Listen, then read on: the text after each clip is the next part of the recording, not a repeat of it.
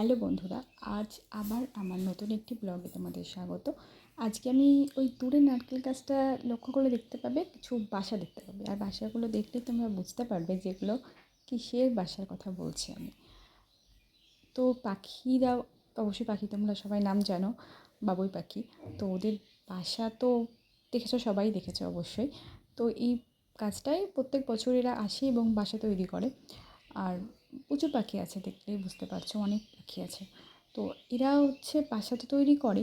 তো কী করছে দেখো, এখান থেকে কিছু কিছু পাখি এরা প্রতিদিন বিকালবেলা দেখি এরা যায়, এই যে নারকেল গাছ, সামনে নারকেল গাছ আছে ছোটো, এছাড়াও বাঁশ গাছ আছে, সেখানে যায় গিয়ে ছোটো করে পাতা ছেড়ে, ছোটো ছোটো পাতাগুলো ছেড়ে এবং ছিঁড়ে ওরা আবার ওখানে বাসায় ফিরে যায় এবং বাসায় তৈরি করে। মানে ওখানে তৈরি করে কিছুটা বুনে, আবার আসে, আবার আসে, আবার যায়। তো এরকম প্রতিদিনই হয়, প্রতিদিনই বিকালেই আমাদের দেখি এগুলো করতে। তো বেশ ভালো লাগে বলতে পারলে।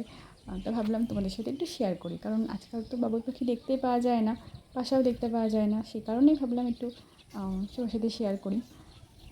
দেখো ওরা বেশ, মানে পাখি ডাক শুনতে পাবে তোমরা, অনেক পাখি আছে এখানে।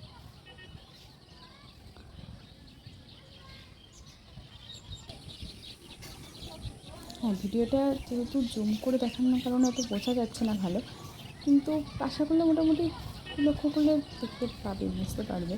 যেহেতু ভিডিওটা খুব একটা ভালো আসেনি আমার ফোনে।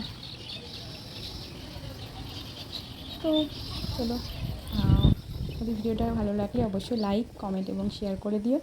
আজকের মতো টাটা, ভালো থেকো সবাই।